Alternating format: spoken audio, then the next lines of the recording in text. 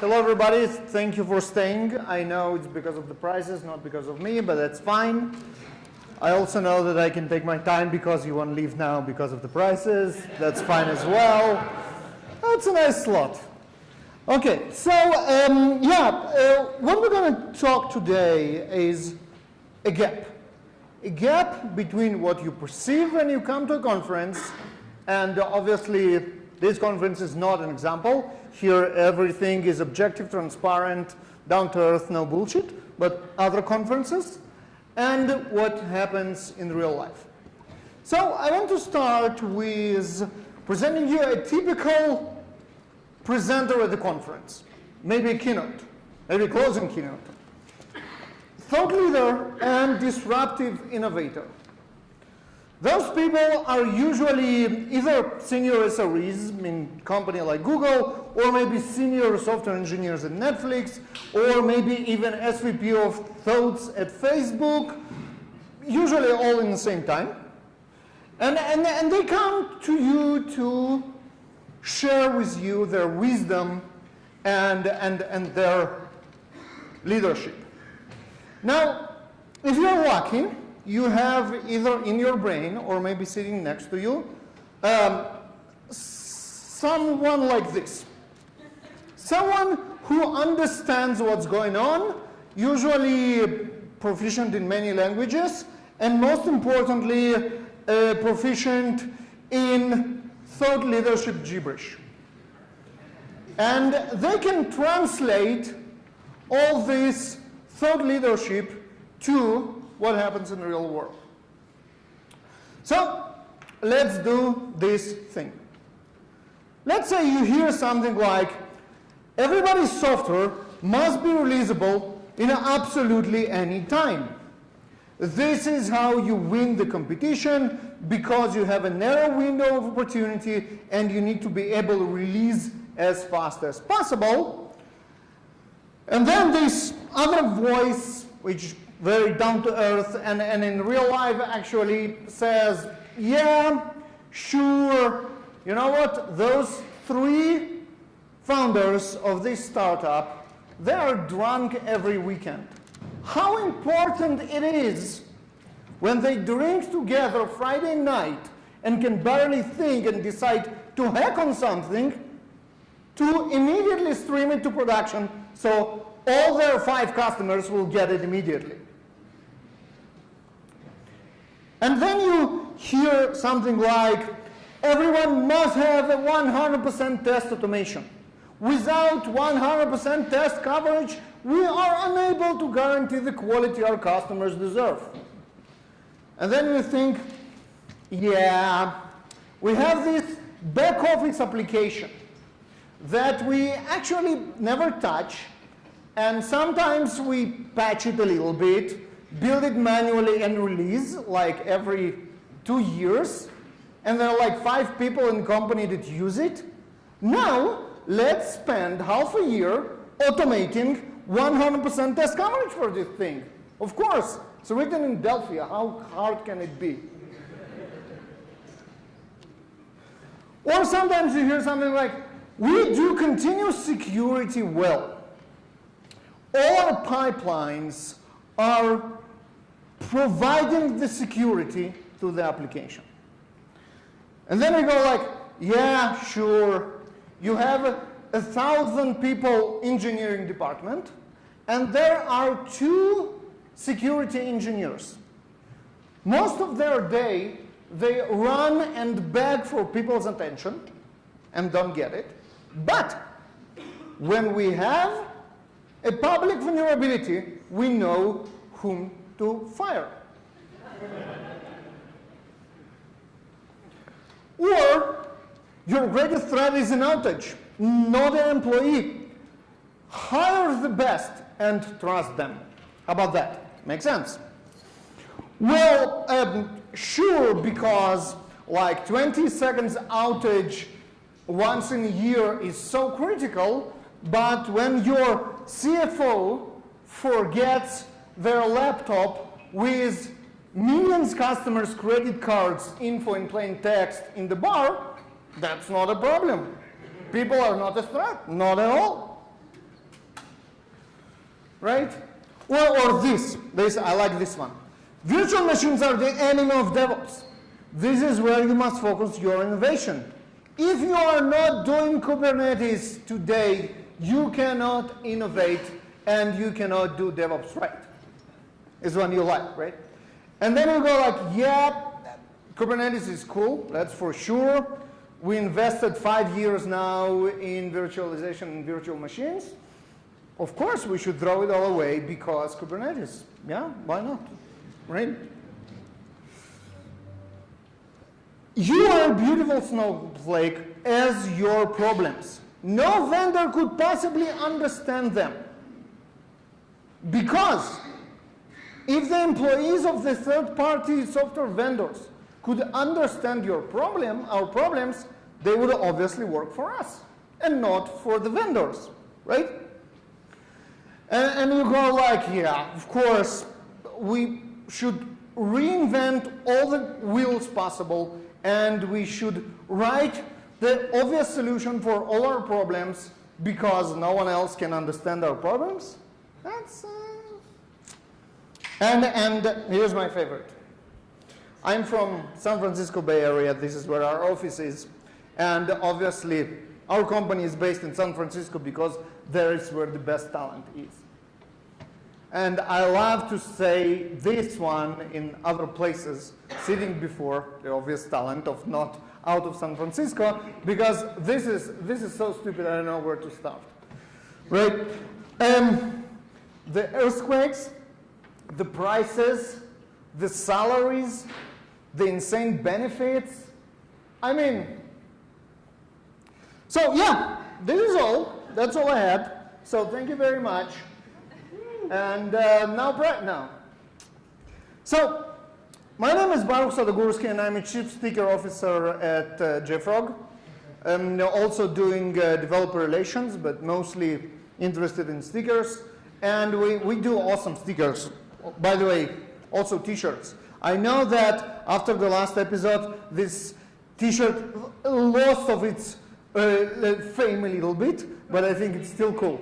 Yeah, and we have stickers of those and many more. Bedfrog, by the way. Yeah. Who heard about JFrog and Artifactory in particular? Okay, I have a lot of work to do here. Good. This talk will be an Artifactory product pitch. But I just decided, no. But yeah, check us out. Go to jfrog.com and take a look. Now, as you might notice, I strive to offend as many people as possible on each and every slide. And there is a good reason for that. If you look at the culture map by amazing Gary Meyer, you can find like the most emotionally expressive and confrontational people are from Israel and Russia. I'm from both. So if by some reason you are not offended by the end of this talk about something that I said, I didn't do my job well, and so let me know, I will try to offend you in other ways. With this disclaimer aside, now I give you the most important slide of this talk. I prepared a special landing page for you. JFrog.com says show notes. The slides are already there, so you don't really need to take pictures of the slides, except this one. The video, I begged the nice gentleman who do the AV here to record this video on my SD card so I can upload it tonight or tomorrow and add it to the show notes. We will see if they said, yeah, sure, we're going to do it. We'll check out. We'll see tomorrow. All the links are there, everything that I talk about. And there is a place to comment and express how uniquely I offended personally you. And people do that, so don't hesitate. And in the spirit of raffles, a small raffle for whoever goes to this page to say thank you for being that. It's an Amazon Echo Dot. So do that. You are not that a lot of people, so the chances are high. With that, let's get to the talk itself. Now, my question is, how did we get to this situation that we sit in those conferences? Again, not this one is fine. And hear those thought leaders talking about new shiny technology, and you actually say to yourself, you know what? I want to try it tomorrow. It doesn't matter if it fits or not. this is a cool stuff, I want to try it. And this is a natural human behavior, and to understand it, we need to go to the Pacific Ocean, to the tiny islands in the Pacific Ocean, back 70 years ago during the World War II. What happened is those islands, they are not like completely inhabitable. There is people there. They are just not very advanced. They do virtual machines and not Kubernetes. This kind of. And then during the war, something very weird happened. Almost overnight, there were airfields and planes start to come, and they start to bring all stuff, all kind of crazy stuff, like canned food. Obviously better than the organic shit they used to eat before that. And you know, start building buildings that actually survive more than one winter, and amazing stuff. And the people, they were confused, what's going on? It's like, oh, we see this stuff for the first time. And obviously, what do? You go to Hacker News and check it out. And then you see like a comment, Kubernetes, 1,000 comments, 2,000 what's up and what's not, and you all get excited. And you want to try it. And then the war is over, and obviously all those goodies go away and disappear overnight as fast as they appeared, and the people on those islands are back to their houses and their food and no crates and no cool stuff. And then what they try to do? They try to run Kubernetes in production. Because if you run Kubernetes in production, obviously you get like amazing uptime, very simple maintenance, good quality and what's not, because this is what those guys did. And the idea is, if we have planes, the crates will appear. And you probably know how this is called. Anyone? The cargo cult, thank you very much. This is the cargo cult. And the cargo cult, we use this term now, not literally, but just as what I explained, but it is literally a cult. Right? There is a religion that believes that if they build planes well enough, the cargo will appear. And we obviously use it not literally, but to describe those kind of processes. And what I want to try to suggest today is 4 questions that you can ask yourself to fight your inner cargo cult. So next time when you go to Hacker News and you get all excited about the next thing, before you jump into it and before you drag this next thing to production, you can validate if that's a good thing to do. And the 4 questions are very simple to ask, but relatively hard to answer, so let's see. Question number 9. Is my organization ready for the change? And I think that's the most important one. And this is a question about maturity, about a well-built structure that is ready for a change. And it can be any kind of change. It can be technology change, it can be cultural change. Is my organization is ready is true for both. Is my organization is ready for Kubernetes, but also is my organization ready for Agile or for DevOps or for anything else? It's about the maturity of your organization. The second one, if it's even a good tech. What do you know about it? You saw a demo at the conference.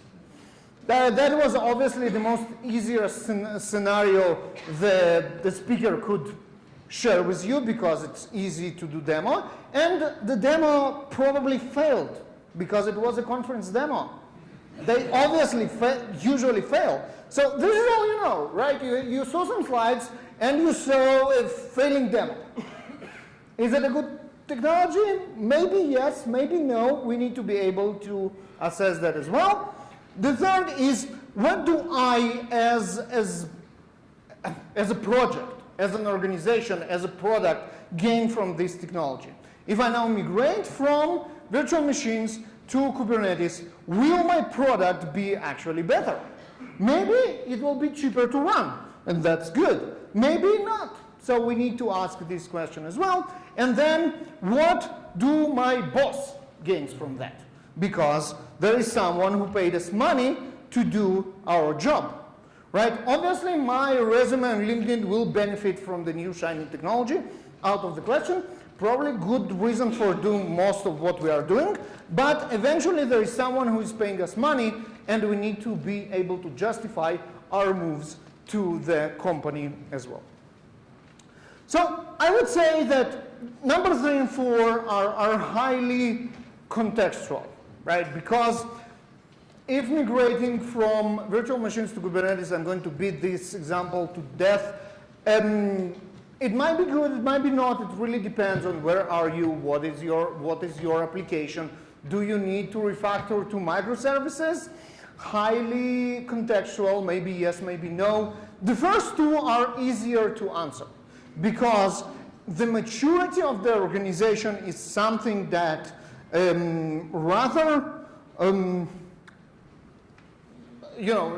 not subjective, and we can measure it, and we can ask smart people about the tech. So let's try to answer those two. And the answer for my first question is going to outrage a lot of people, and this is by design. So how about maturity models? Let's do a poll. Who thinks they know what a maturity model is? Oh, okay. That will be a very useful talk. Okay. Who heard that maturity models are bad? Okay.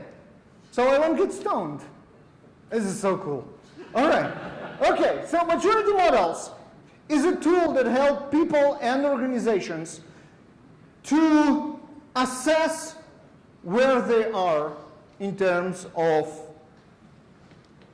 you know what, Martin Fowler said it best. Maturity model is a tool that helps people assess the current effectiveness of a person or a group and supports figuring out what capabilities they need to acquire next in order to improve their performance. Now, there is tons of criticism on maturity models. And usually there are a lot of people in the crowd who says like, dude, don't talk about that. And I actually had a conference that rejected this talk because they told me, we found it on YouTube, you talk about maturity models, we won't accept it. It's a bad practice, don't do that. So, and you know, it's a legit critique. More so, how about accelerate book? Anyone?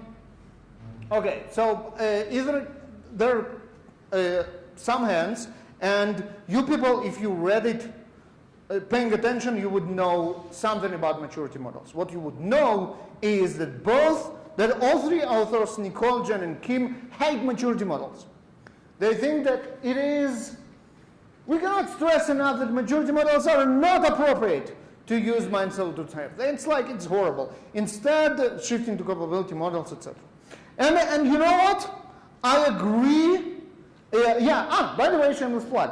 Nicole Forsgren, the author of Accelerate and the author of the amazing DORA DevOps, State of DevOps report, is going to be our keynote at SwampUp, which is a JFrog user conference.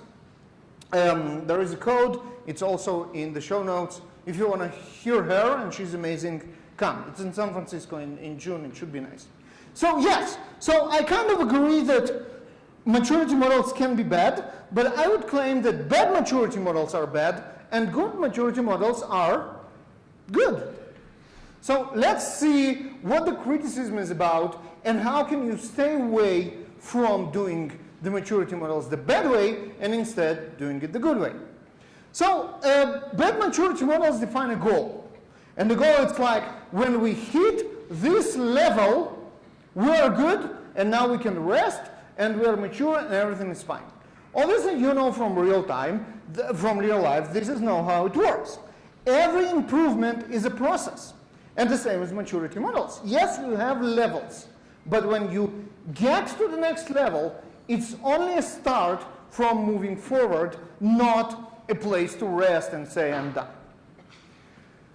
Another criticism is, well, it is something that's prescribed by the book, and obviously all the organizations are different, so how one size can fit all? The answer is, one size does not fit all. And you shouldn't take one example of maturity model that you found in the internet and blindly apply it, Instead, you need to build a maturity model that fits your organization, and everyone will be a little bit different. I will show you an example, but this is just an example, and your situation in your organization can be completely different.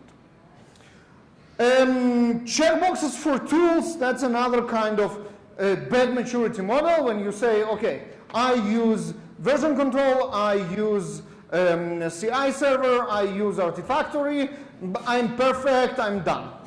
Obviously, this is not a good maturity model. Instead, a maturity model should focus on the outcomes. Do I achieve what I wanted to achieve with those tools? And if I have Artifactory, that's not the right question. The right question is, do I now manage my binaries and my artifacts in the right way? And this is the right question. Yes, I'll probably need the right tools for it, but the tools are not the goal. The outcomes are the goal. Another mistake that people do is, okay, we invested tons of time of building this maturity model, and now we're done. Now we can just work by it, and everything will be fine. Obviously, this is the mistake as well, because as our tech evolves, as our culture evolves, as our approaches evolves, our maturity models should evolve as well, and we should not hesitate in changing them and adjusting them. So with that, I hope cleaning up the criticism a little bit, let's talk about what it takes to build a maturity model. So first of all, you need evaluation factors. What do you want to evaluate whether you're doing it good or yet not good enough? Scoring methodology, what considered good, what considered not so good, what is like bad or not existent. Self-assessment is very important when we ask ourselves, are we doing it right? But also, an impartial third party is very important. This third party could be maybe a consultant that comes and analyzes our organization from the outside, or maybe another team, or maybe even our leadership, or forward-thinking folks that can do this impartial or third-party assessment for us. Progress tracking, very important because it is about progress, so we need to track it. And visualization. Now, visualization is very important as well because visualization is a tool for communication. And we need to communicate where we are, what we can do, what we cannot do, and where we want to be with other groups in our organization, with our other people, with our leadership, management, and what's not. And for that, visualization is very important. So I will give you an example of a maturity model and how it's built, so you'll have better understanding of what I'm talking about. So this is the top level visualization. So this is what I take to my CEO to show where we are. And there are two dots there. One is called initial, and the other is called updated. Initial is what we think about ourselves. And we are like, okay, we're good with tools, we are good with processes, we obviously have a lot where to go, but we are above average on both of them. And the updated is this third party. So I had someone to come from the outside and tell me, you know what, you are not so good. You are okay, but definitely not above the average on both axes. And this gap by itself is very instructive. Why do we assess ourselves better than we are? Well, we know why, because we're optimists and everything, because otherwise we wouldn't be in this industry at all, because everything is horrible and we just convince ourselves that everything is fine. But yeah, there is a gap and we need to understand why. Progress planning, this is where today, this is where we want to be in a little while, this is where we want to be before we reevaluate everything and build the next phase of our improvement. Remember, this, do I have my, no, how about here? It's somewhere, oh, here we go. This is not the goal, right? This is just where we're going to evaluate where we're going next. Leaderboards are fun. A healthy competition didn't hurt anyone. There are no participation trophies, I guess. By the way, Team B stands for Baruch. I'm just saying. But yeah, this is good because people, first of all, you know whom to ask the right people. If you are Team C, you can go to the people in Team B and say, how did you do that? Why you do certain things the way you do? Obviously, your team is more mature than ours. Tell us how. This is very good. Obviously, Team B feels good about themselves as well. And this is where you ask, okay, those are just random dots on a quadrant. How do I put the dots in the right places? And the answer is there is obviously a breakdown behind it from which this is generated. By the way, speaking about placing dots and what's not, you realize that this is the extremely complicated and very expensive and very, very sophisticated tool for doing maturity models, which is called Microsoft Excel, right? Or this is the Google spreadsheets for this matter. It's fine. It works. You don't need anything else to do that. So I don't have a proper tool for maturity models is not a good excuse. This is a breakdown, which is also very, very interesting. So here, what you can see here is, let's do this thing again. Oh, here we go. Right, so you have categories: organization effectiveness, automated system tests, and health checks, and what's not. There is criticality, must have, should have, and nice to have. We're going to talk about those a little bit later. There is a benchmark. Benchmark is when, at the moment, and remember, it's a process and involved, but this is where we want to get. So, for example, what is 100 here must have? Unit functional test automation. I want 100% test automation. What is 100%? Not necessarily 100% coverage, but something that we decide is complete. Where are we today? And you see, like, the situation is rather bad. It's all in red. And this is where we want to be in the end of some period of time. So we want to have, ideally, 100% of test automation. We will be very good for this step in our maturity model with 72. And we're going to talk about what the hell is 72, why not 73, why not 68. We're going to talk in a second. There are some interesting use cases here. So for example, FedRAMP elements. You know what FedRAMP is a government set of standards that you have to have in order to sell to the government. So what we have with FedRAMP is the benchmark is 100% because you have to be fully compliant, otherwise don't even bother. We didn't even start on it. And in 2 years, we don't want even to start with it. Why? Because it's nice to have. Who said it's nice to have? In this example, probably the business. They say, you know what? Well, we can sell to the government, but it's a huge effort on your part. It would be nice if we have this ability, but we can sell to others. So it's not necessary. This is nice to have, so you can have the luxury of having the same state that you have today in 2 years. And it actually makes sense. Anything but 100 here doesn't make sense because, you know, if you have one missing certification, it's like you don't have anything. Now, where do those numbers come from? What is 71? What is 72?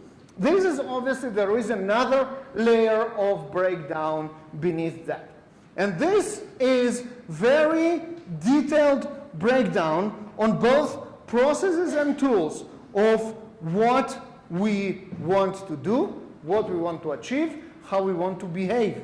So this is an example of, again, something that is very dear to my heart, and that will be on-demand releases with the tools that help us with on-demand releases. And we say builds are configured to publish and consume artifacts from artifact management system, obviously JFrog Artifactory, in a consumable format. And we have a breakdown of very detailed requirements here. So for example, artifacts are published in the standard consumable format. Maven, Docker registry, Helm repository, or what else makes sense. And then we have the scoring. And the scoring in this example is very simple. It's partial yes or no. There's no no. And I would claim that this is too coarse. Because what is partial? Partial can be a very, very huge range, and we're going to talk about in a second of why partial might not be good enough. And here's another example with processes. So processes talk about what we want to achieve by using those tools. So build artifacts that are released to customers are managed and governed. And we can see here an example. Release can be delivered to production within a time frame that meets the desired cycle targets. Right? And so here we say, okay, using those tools, we are able to release as fast as we want.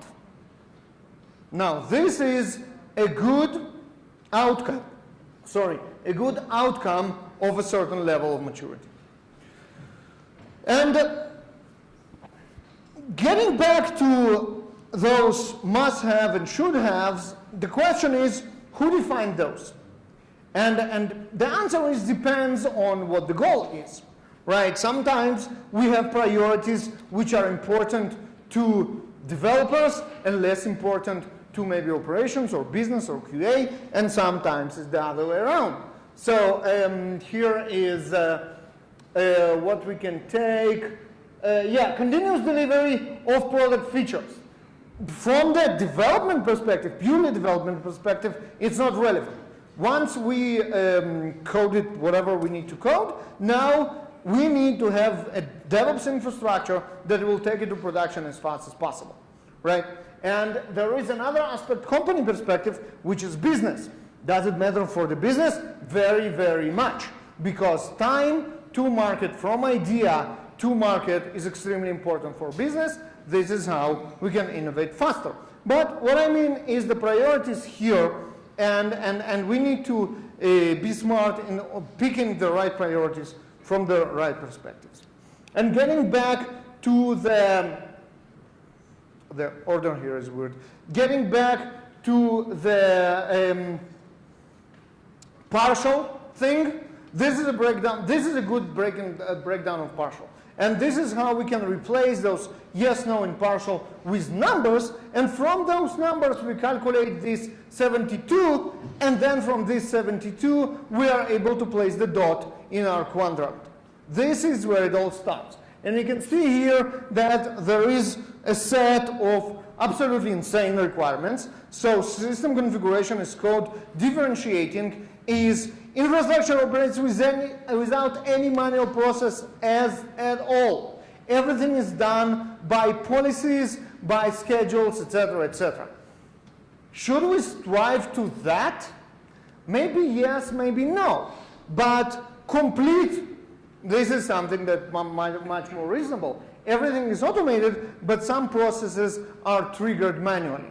And obviously, it goes down to no support. Everything is manual. We have plans to automate sometimes in the future. And this is a breakdown that you can relate to and assess. And it also shrinks the gap between our own assessment and the third-party assessment.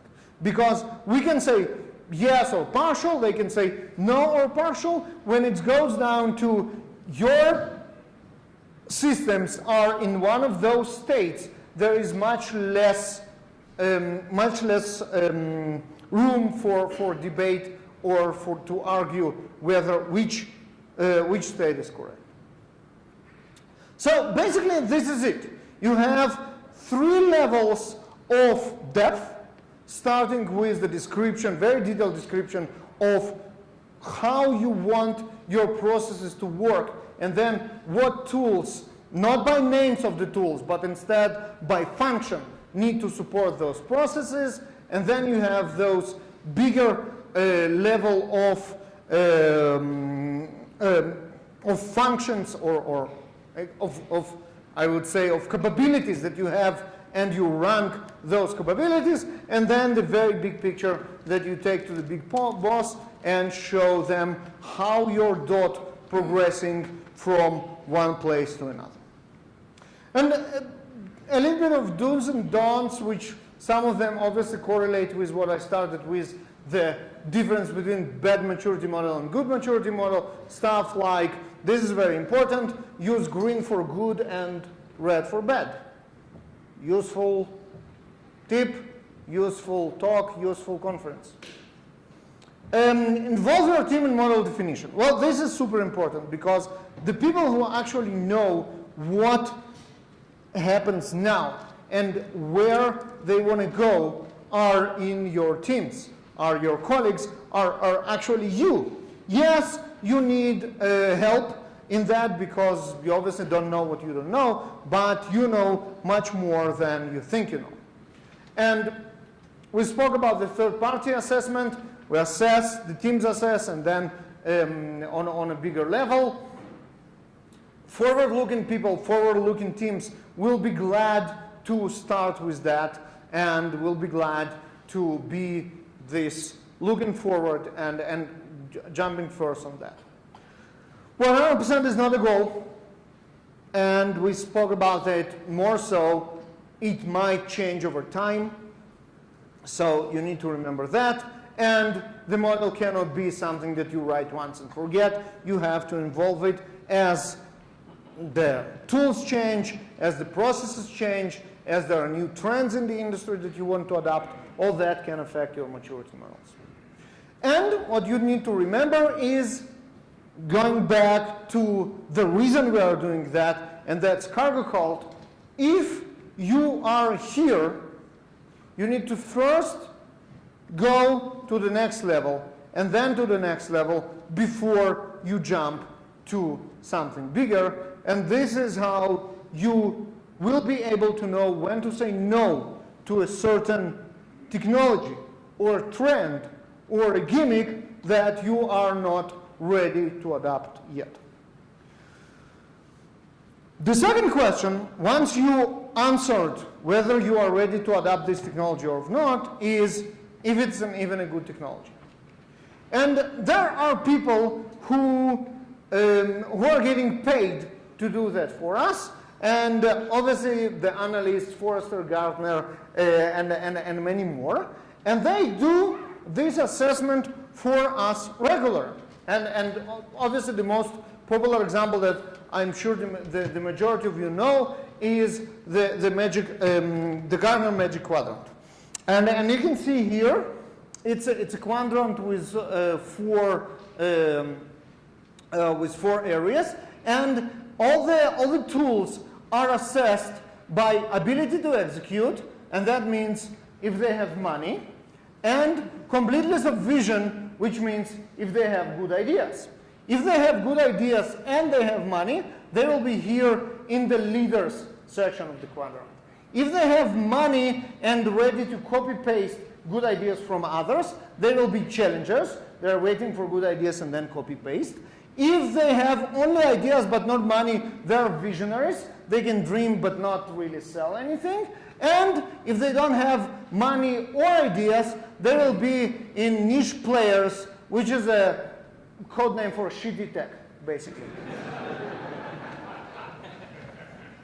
Now, this is Gartner, and this is obviously a very big deal. The other analysts differentiate their visualizations from the Magic Quadrant to the minimum extent they can without being sued by Gartner. So this is Forrester Wave. You can see it's exactly the same thing, but different enough not to get sued. So you can see here, right, current offering, how much money they make, and strategy. Do they have good ideas? Good companies are here. They have money and good ideas. And, you know, anyone from IBM? I try to insult as many people as I can. IBM is a big company. I can be relatively sure that I offended someone by pointing to IBM. So this is that. There are other ways to visualize trends in the industry. A very good one that I really like is the Forrester hype curve. Now, hype curve describes a journey of any technology in the industry. It starts with the technology trigger, basically someone invented something, and then peak on inflated expectations, all the keynote conferences are about this thing, and then there is a throw of disillusion, well, we tried it and it doesn't work, and then there is a slope of enlightenment, this is how it works, and this is actually plateau of productivity, well, it's not bad, we can achieve our goals with it. And you can take any technology that you think and put it on this hype, it will probably work. So Kubernetes, it's somewhere between here and here, I would say, right? And Docker, Docker is actually right here by now, right? And think about any others. This is a very old one, and I took it for a purpose, an old one, so you can take the technologies that you live with for almost 10 years and recall how they behave on this curve, and it's actually fun to find some technologies here. Pen-centric tablet PCs are in a plateau productivity. Funny stuff. Anyway, this is good. The problem with all those is that those analysts, they are pay to play. It's not that you can bribe them to put your name in a better place on the Magic Quadrant, but you have to pay them to be even considered for the Magic Quadrant. You need to be a customer of those analysts for them to do an analysis on you and then put you somewhere. But there is another amazing tool that I cannot recommend enough, and that's the ThoughtWorks technology radar. This is a tool that ThoughtWorks, one of the most reputable consulting company in the industry, does for us. And they release every couple of months, if I remember correctly, and they do the job of analysts for actually free. And it's a radar. You can see here it's like beep, beep, beep. There are four quarters, the techniques, tools, languages, and platforms. And you can look at each and every one of them. So what I want to do now is show you the radar. You don't see it. Okay, how about, give me a second. Where is my mouse? Here it is. So let me do that, and now I'll try to here we go.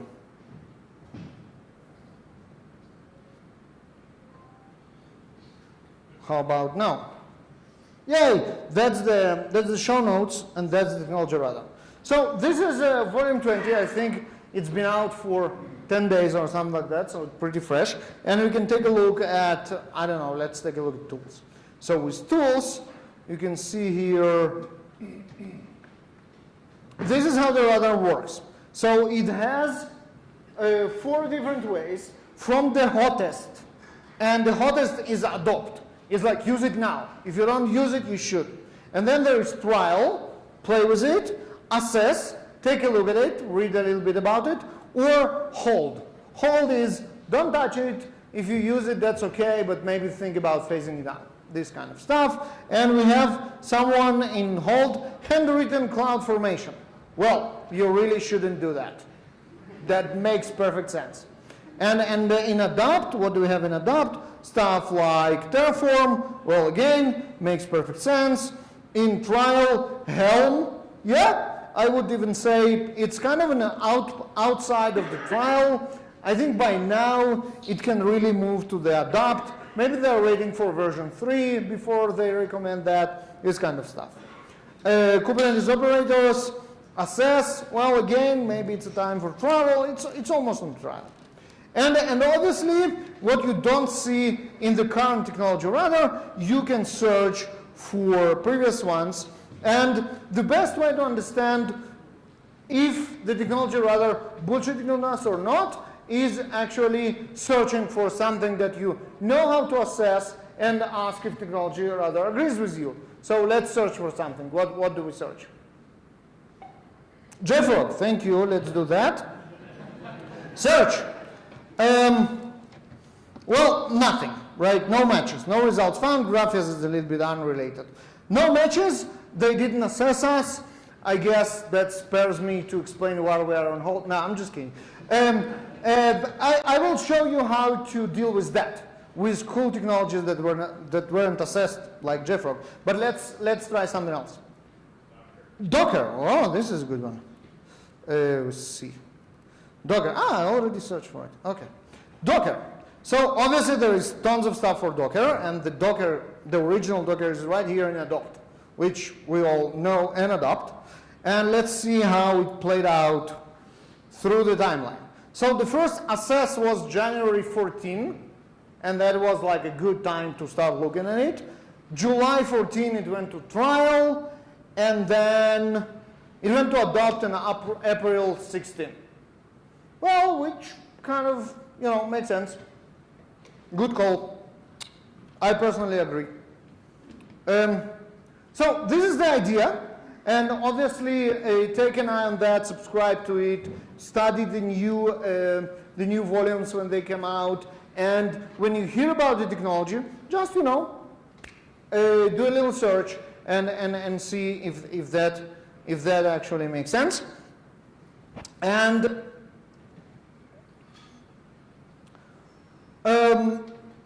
so I didn't pay this gentleman to say Docker, to say JFrog. But what if I don't see what I know about? What if I know how awesome CodeFresh is then? Triggered? Triggered, yeah. Okay. Or how all JFrog is, but they're not on the radar. Can I have my own? And the answer is yes. Building your own radar, it's something that ThoughtWorks very recommend, and I second that. It's a great way to be a complementary material to your maturity model, because this is where you can express your relationship to a certain technique, to a certain tool, or to a certain language, or what's not. And it's very easy to do. All you need is Microsoft Excel. Told you, good tool. And you basically fill all those 4 parts of the radar, assess them on this adopt, assess, trial, or hold, and then you have your own radar. And more so, they recommend having 2 radars for each and every one of you. One is personal, and that will be your personal assessment of what you learn, of what you want to try, or what you are lost interest in. And one, obviously, for your team and your organization that can be used as a guide for adopting stuff that you are interested in. So with that, just a recap, the 4 questions to help you battle your inner cargo cult. Is my organization ready to adopt the new tech? Is it even a good tech? And the most context-aware ones are, what do I gain from adopting this tech, and is it a technical solution to my problem? And with that, thank you very much. Twitter ads, so show notes, you know it by now. JFrog.com says show notes, it's on every slide, I guess by now you noticed. And I'm at JBaruch on Twitter. If you loved it, please follow me. I will continue insult you on Twitter now. You cannot pass on that. And you can praise my talk there as well. Don't forget when you do that to tag DevOps Days Salt Lake City and the hashtag DevOps Days. Last reminder, Swamp Up, June, San Francisco, Nicole Forest Green, tons of interesting people, 20% off. And with that, thank you very much.